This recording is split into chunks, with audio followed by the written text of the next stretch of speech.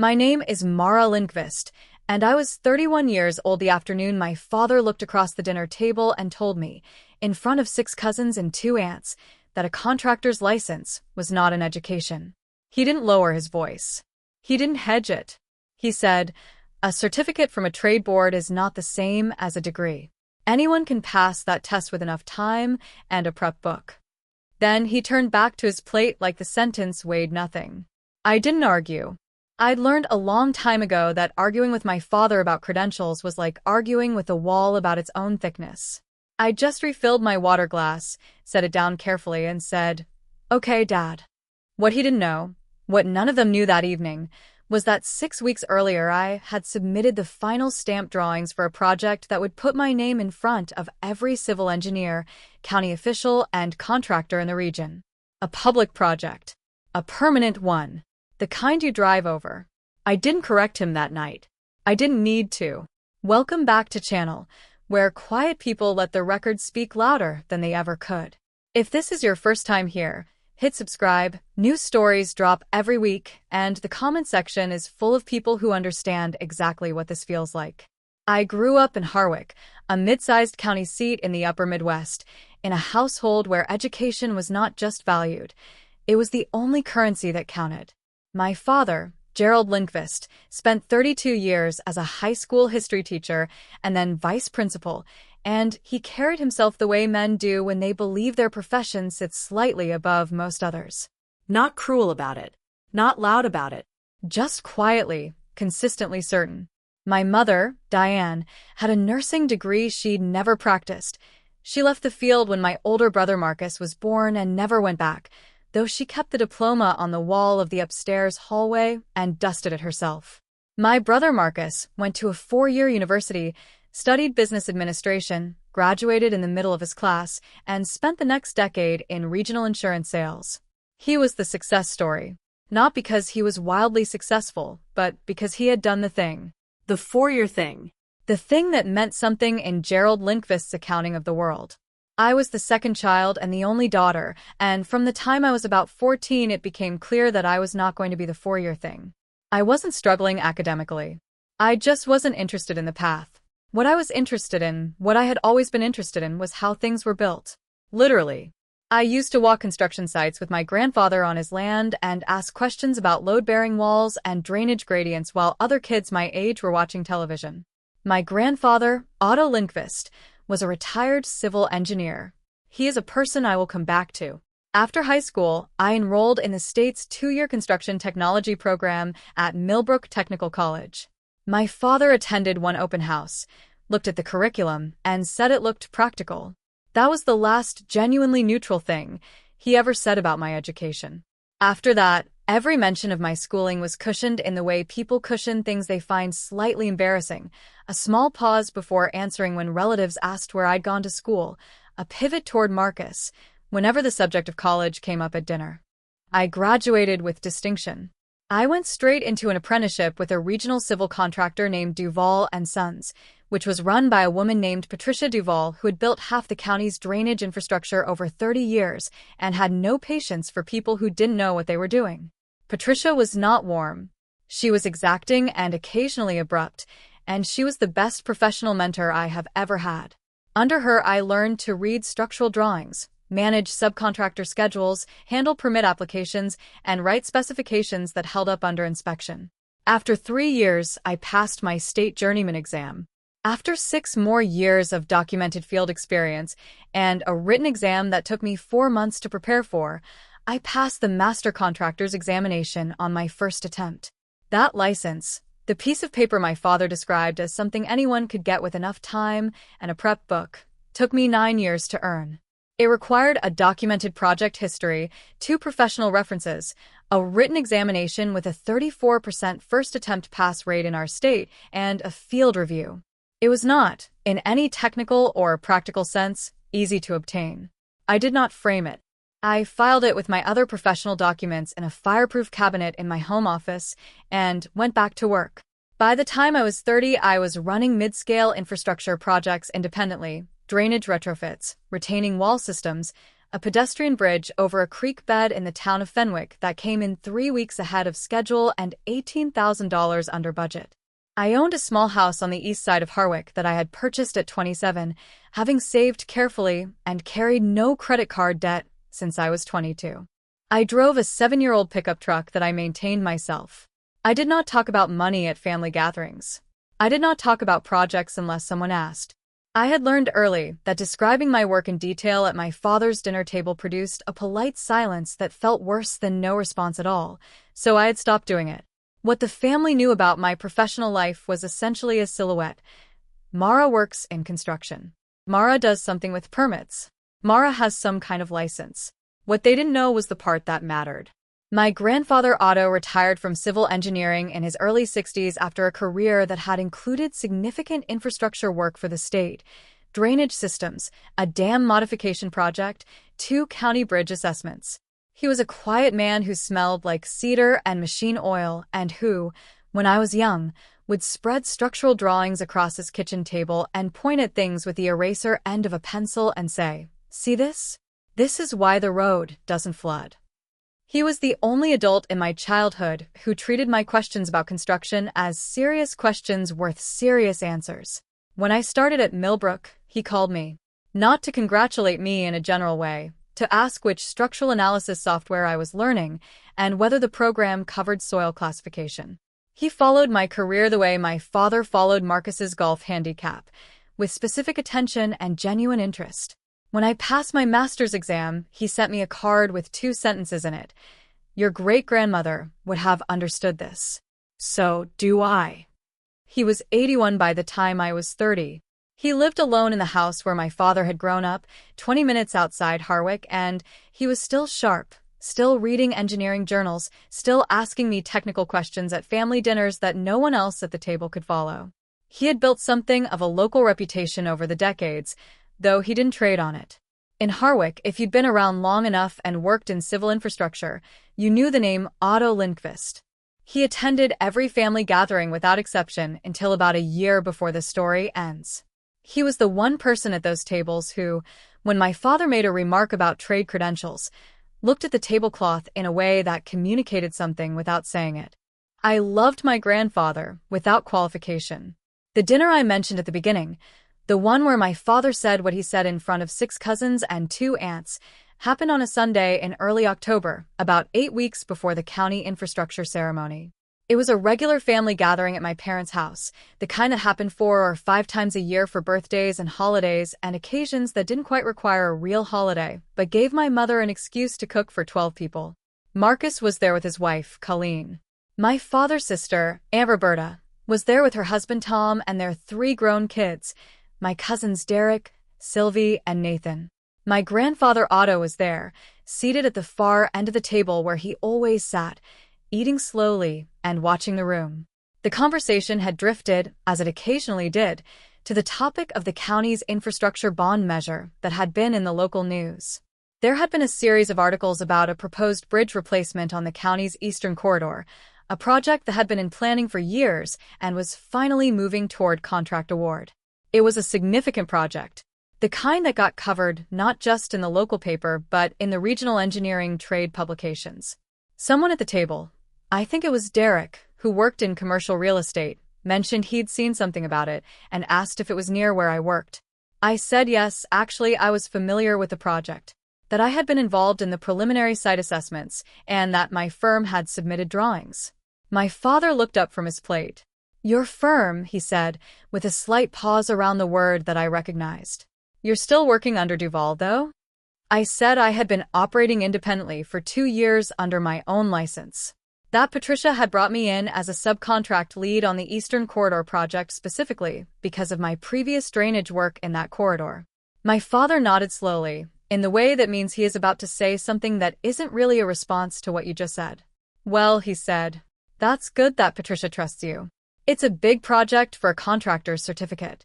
Something in the room shifted slightly. My Aunt Roberta made a small adjustment in her seat. My grandfather was very still at the end of the table. I kept my voice level. I said that a master contractor's license was the senior professional credential in structural contracting in our state. that it was not a certificate. My father said, "I understand that, but it's still not an engineering degree. The engineers on a project like that, those are the people making the real decisions." He said it reasonably. He said it the way he said most things, not with malice, just with the calm certainty of a man who had decided something decades ago and saw no reason to revisit it. "Anyone can get a contractor's license with enough prep time," he continued. "It's not the same as 4 years of engineering study." Cousin Derek, who I think was trying to be helpful, said, "But she passed it though, right? That's something." My father said, "Of course it's something. I'm just saying it's not the same caliber of credential." He looked at me. "You know I'm proud of you. I just want to be accurate about what these things represent." Accurate. He said it like he was being careful, like he was doing me a service. I looked at my grandfather at the end of the table. He was looking at his fork. The line of his jaw was set in a way I recognized. I said, "That's fine, Dad," and reached for the bread basket. That wasn't the first time. I want to be precise about that because I don't want this to read like a single bad dinner. That dinner was the most direct and the most publicly witnessed version of something that had been accumulating for 10 years. There's the Thanksgiving, for years earlier, when Marcus announced he'd been promoted to regional manager and my father gave a small toast. And when I mentioned I'd just had my journeyman's license approved, he said, "That's great, Mara," and then continued talking about Marcus's promotion for another 20 minutes. There was the birthday dinner, 2 years after that, where a family friend asked what I did and my father answered for me, saying I worked in the construction trades, and I watched the friend's eyes move politely to Marcus, when my father then mentioned Marcus's new office downtown. There was the conversation, overheard in the kitchen at Christmas, when my father explained to Aunt Roberta that the difference between an engineer and a contractor was roughly analogous to the difference between a doctor and a nurse, both important, but not the same level of responsibility. He didn't know I heard that one. I'm not a person who collects grievances. I want to say that clearly. I'm a person who compartmentalizes them, puts them somewhere, and goes back to work. The work was always the thing I could control. The opinions in that house were never something I was going to change with an argument, and I knew it, and so I directed my energy toward the things that produced results. Drawings, permit submissions, site assessments, the stamp on the lower right corner of every document I signed. The stamp mattered. It represented 9 years of work and a legal responsibility that my father, had he understood it fully, might not have been so quick to call analogous to a nurse. But he didn't understand it fully, and I hadn't explained it, and that was the arrangement we had arrived at without ever agreeing to it. There was something else I hadn't told him. Something I hadn't told anyone in the family except my grandfather. 3 months before that October dinner, I had been contacted by the county's Infrastructure Review Board. Not as a subcontractor on the Eastern Corridor project, as the lead stamping engineer of record. Patricia Duval had recommended me directly for the role when she declined the lead position herself due to a scheduling conflict with a larger state contract she was managing. The board had reviewed my project history, my license standing, and my prior work in the corridor, and they had awarded me the lead role. The Fenwick Creek Bridge, the $4.2 million replacement structure on the county's Eastern Corridor, had my stamp on every set of drawings. My name in the engineer of record field on every permit application. My signature on the final construction specifications. I was 31 years old. It was the largest project I had ever led. It was also the largest project a solo licensed contractor had led in Harwick County in 11 years, according to the county's own records, which I had read because I am the kind of person who reads county infrastructure records. I had told my grandfather. He had called me, and I had told him, and there had been a pause on the line, and then he said, "Your great-grandmother's father built the first bridge in this county." Then he said, "Make sure the drainage calculations are conservative." That was his version of a celebration. I had not told my father. Not because I was hiding it deliberately. I had simply stopped volunteering information that would be received with a calibrated nod and a pivot to Marcus. There would be an appropriate moment, I had thought. There would be a time when the information would be heard in context. I just hadn't found that moment yet. As it turned out, I didn't need to find it. The county was going to find it for me. The Harwick County Infrastructure Awards ceremony happened on a Thursday evening in late November at the County Civic Center. a beige building with good acoustics, and a parking lot that fills up fast. It was not a glamorous event. It was the kind of event that matters a great deal to the people who work in county infrastructure and is entirely invisible to everyone else. Engineers, contractors, county commissioners, planning department staff, a few local journalists, a table of representatives from the state's infrastructure office. Approximately 160 people in folding chairs and round tables covered with white paper tablecloths. I had been notified 4 weeks earlier that I would be receiving the board's Project of the Year recognition for the Fenwick Creek Bridge. The notification came via a formal letter from the board chair, a civil engineer named Douglas Hartwell, who had been running the ceremony for 8 years. The letter was addressed to me by name, with my license number, and used the phrase engineer of record 3 times. I had not told my family I was being recognized. I want to be precise about this too. I had not made a decision to hide it. I had looked at the letter, felt something tighten in my chest that I didn't particularly want to examine, and thought, I'll tell them afterward. After it's done. After it's real in the way that public things are real. What I did not anticipate was that my grandfather would tell them. Otto Lindqvist, at 81, had apparently decided that my pattern of not volunteering information at family dinners had gone on long enough. 3 weeks before the ceremony, he called my father and told him that I was receiving the county's project recognition and that the ceremony was on the 23rd and that my father should be there. I found this out 2 days before the ceremony, when my mother called and said, in a carefully neutral voice, that she and Dad would be coming to my award thing.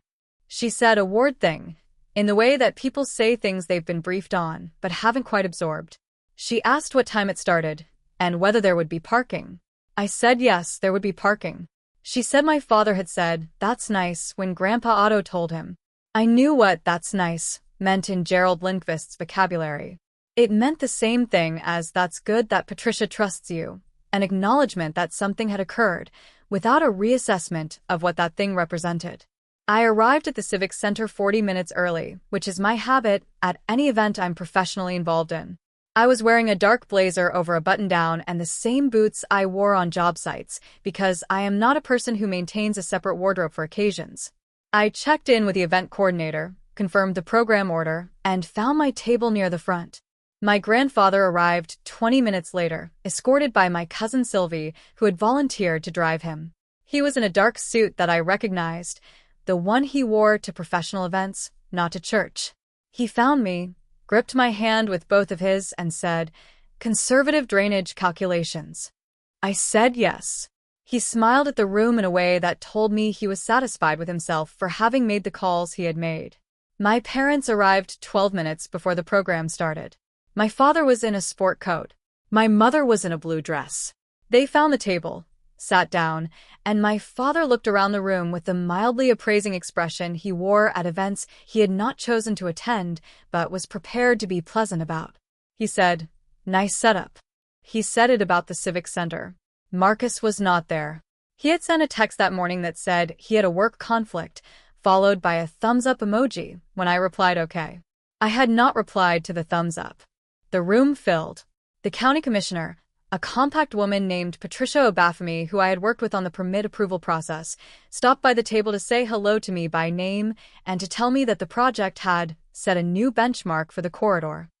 My father watched this exchange with the look of someone recalculating something they hadn't known needed recalculating. The program started. There were 3 preliminary recognitions: a retirement acknowledgement for a long-serving county engineer, a safety award for a drainage crew, a planning department commendation. My father sat through these with his hands folded on the table, attentive and quiet. Then Douglas Hartwell, the board chair, returned to the podium. He was a large, deliberate man in his late 50s with a voice built for large rooms, and he said, "Now we come to the primary recognition of this year's ceremony, the Project of the Year Award for Infrastructure Contribution in Harwick County." He paused. He looked at his notes, and then back at the room. "The Fenwick Creek Bridge replacement has been in the county's planning queue for 9 years, he said. 14 months ago, a licensed contractor submitted a complete design-build proposal that came in $210,000 under the authorized budget, passed all structural and environmental reviews on the first submission, and broke ground 6 weeks ahead of the projected schedule. It is on track to open to traffic this spring, 3 months ahead of the original timeline. He paused again. The engineer of record on this project holds a master contractor's license issued in this state and has a documented 9-year project history in this county. She was 29 years old when she first submitted drawings on this corridor. She is 31 now. I was watching my father's face. Something in it had gone very still. It was the stillness of a person who is listening more carefully than they expected to need to. The Harwood County Infrastructure Board is pleased to name as Project of the Year recipient, Mara Lindqvist. The room applauded. I stood.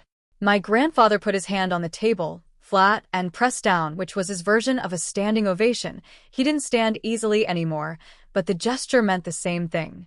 The county commissioner put 2 fingers in her mouth and whistled, which I had not expected from a county commissioner, and which made several people near her laugh. I walked to the podium. I shook Douglas Hartwell's hand. He handed me a framed certificate and a small bronze medallion on a ribbon, the county infrastructure mark, which I recognized because I had seen it on my grandfather's bookshelf my entire life. At the table, my father had not moved. His hands were still on the table. His expression was the one I had never quite seen before on his face. Not embarrassment, not pride, but something that looked like the specific discomfort of a person who has said something with authority and has just been shown the evidence against it. My mother was very bright around the eyes. She was pressing her lips together. My grandfather was looking at the ceiling. I kept my remarks short. I thanked the board. I thanked Patricia Duval by name. I mentioned the county's planning department by name because they deserved it, and I said that the project had taught me more about the county's eastern corridor drainage system than the previous 6 projects combined. I did not look at my family's table while I spoke. I looked at the room, which is what you do at a podium. When I returned to the table, Douglas Hartwell was still at the podium. He said, "Before we close the program, I'd like to note something that most of this room will already know." He looked at the room. Otto Lindqvist is with us tonight. Mr. Lindqvist, if you're able, the board would like to acknowledge you. My grandfather raised one hand from his seat. He did not stand. The room applauded, not the polite applause of acknowledgement, but the genuine, warm applause of a room full of people who knew who they were applauding. Douglas Hartwell said, Otto Lindqvist's drainage assessment work in this corridor in 1987 is the foundational document that every subsequent project in this area has been built on, including the one we just recognized tonight. He looked at my grandfather. The family, it turns out, runs in the work. My grandfather said, from his chair, in a voice that carried, "She got the drainage calculations right." Several people laughed. Several people who knew what that meant did not laugh. They nodded in the specific way that engineers nod when someone says something that means a great deal in 4 words. At the table, my father's jaw was tight. He was looking at his hands. My mother leaned toward him and said something quietly. I did not hear what she said. He did not respond. After the formal program ended, there was a reception, coffee, a modest spread of food on a folding table, the ambient sound of professional people talking to each other about the things they spend their working lives on. I was stopped 3 times before I reached the coffee. Once by a structural engineer from the county's planning department who asked if I was taking on new corridor projects in the spring, once by a reporter from the county's infrastructure trade newsletter who asked for a brief comment for an upcoming profile, and once by the county commissioner who shook my hand a second time and said, quietly, "Your grandfather told me about you 4 years ago. He was not wrong." I said, "He was rarely wrong about load calculations." She said, "He wasn't wrong about this either." She moved on. I got my coffee. I stood with it and looked at the room. My father appeared at my shoulder. He said, "Mara." I said, "Dad." He said, "I didn't know you were the engineer of record." I said, "I know." There was a pause. He said, "The bridge is a significant project." I said, "Yes." He said, "Your grandfather should have told us more about what you were doing." I let that sit for a moment. Then I said, "Grandpa Otto told you about tonight." He said, "Yes." I said, "He told me, he called you." My father looked at his coffee cup. He said, I suppose I didn't fully understand what the ceremony was for. I said, "That's okay." And I meant it and I didn't mean it, and both of those things were true at the same time, and I was not going to sort them out in a civic center reception with folding tables.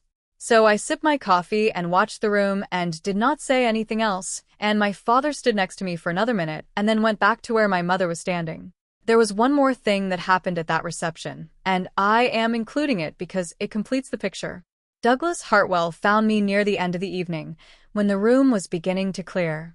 He shook my hand again and said he hoped I would consider submitting for the State Infrastructure Board's emerging contractor recognition, for which I was newly eligible given the Fenwick project scale. He said the submission window opened in February and that he would be happy to write a supporting letter. I said I would consider it. He said, "Your grandfather's drainage assessment, the 1987 document, I want you to know it's still referenced in active permit applications in this county. Has been continuously for 37 years. That kind of work doesn't expire." He paused. "We're glad to see it continue." He moved away. I stood holding my coffee. Across the room, my grandfather was seated in a chair near the door, talking to the county commissioner. His posture was the same as it had always been, straight, deliberate, the posture of a man who had spent decades reading drawings. He looked up and found me across the room and gave me a single, small nod. I gave him one back. That was enough. The aftermath of the ceremony was not dramatic. I want to be clear about that. There was no confrontation in the parking lot. There was no tearful confession at a later dinner. What there was, instead, was a series of small recalibrations that accumulated over the following weeks into something that felt, quietly, like the shifting of a long-standing arrangement. My father called me 4 days after the ceremony. Not a text, a phone call, which was unusual for him on a non-occasion day. He said he had been reading the county infrastructure newsletter, which had run a short piece on the ceremony with a photograph, me at the podium, the board chair beside me, the framed certificate. He said the piece had mentioned the $4.2 million project budget and my role as engineer of record. He said, "I didn't realize the financial scale of what you were managing." I said, "It's within the standard range for a county corridor project." He said, "Still, that's a significant responsibility." I said, "Yes." He said, "I think I may have been. I wasn't fully informed about what the license represented. In practical terms." I said, "I know, Dad."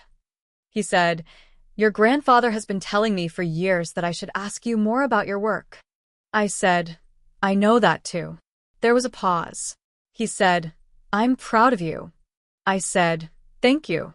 And I meant it in the complicated way you mean things that come 10 years after you needed them. You don't throw them back. You take them. You just don't pretend they arrived on time. The newsletter piece ran on a Thursday. By Friday evening, I had received messages from 3 family members I had not heard from professionally in years. Cousin Derek, who worked in commercial real estate, sent a message asking if I did any commercial foundation work or if I knew anyone who did, because he had a client looking for a contractor referral. He did not mention the October dinner. He mentioned the ceremony photograph. Aunt Roberta called my mother, not me, my mother, to say that she had always known I was talented and that the family should have celebrated this more. My mother relayed this to me with a neutrality that I recognized as its own form of communication. I said, "That's nice of her." My mother said, That was the end of that conversation. Marcus sent a text that said, "Congrats on the award. Saw the photo. That's huge." I replied, "Thanks." He sent a thumbs up. We were, in the language of our specific sibling dynamic, fully restored to baseline. What none of them mentioned, and what I noticed they didn't mention, was the October dinner. Not Derek, not Roberta, not my father when he called. The sentence, "A contractor's certificate is not an education. Anyone can pass that test with enough prep time," was not revisited or addressed or apologized for. It simply stopped being said. That was the reversal. Not an apology, not a reckoning, but an absence. The thing that had been said regularly for 10 years was no longer said. I know how that sounds. I know some people would want more than that. I'm going to tell you what I actually feel about it, which is that at 31 years old, I had stopped needing my father's understanding of my work in order to do my work.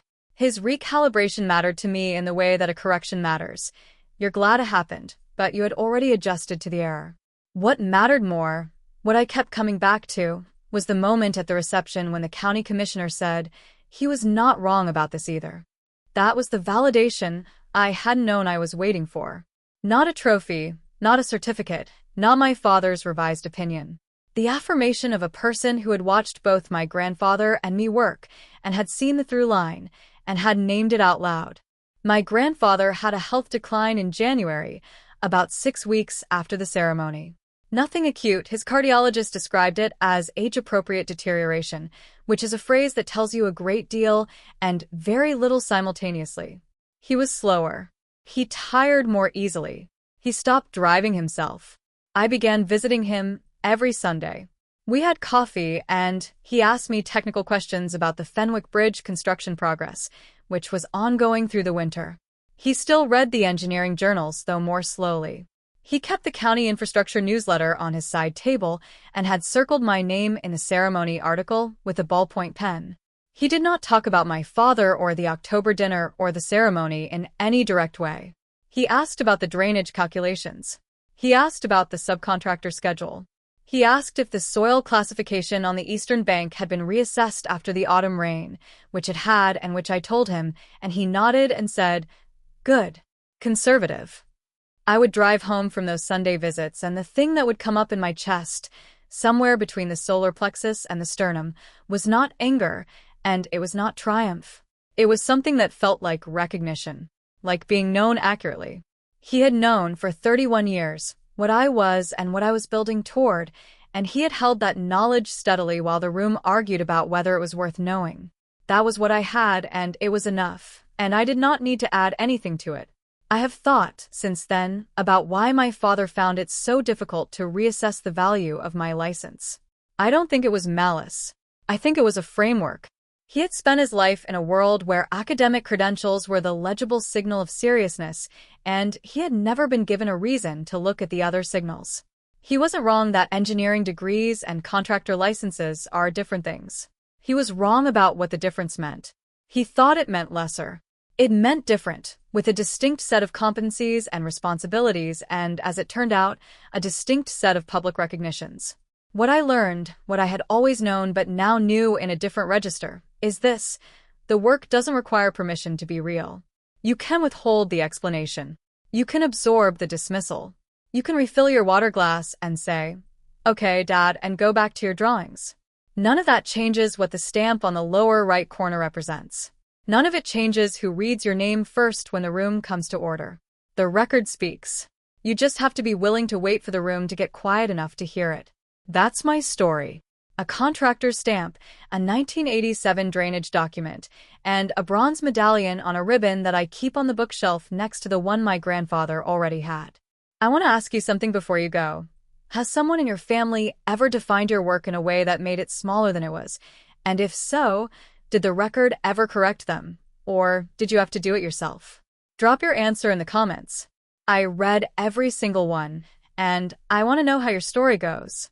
Drop a comment, hit subscribe, and I'll see you in the next one.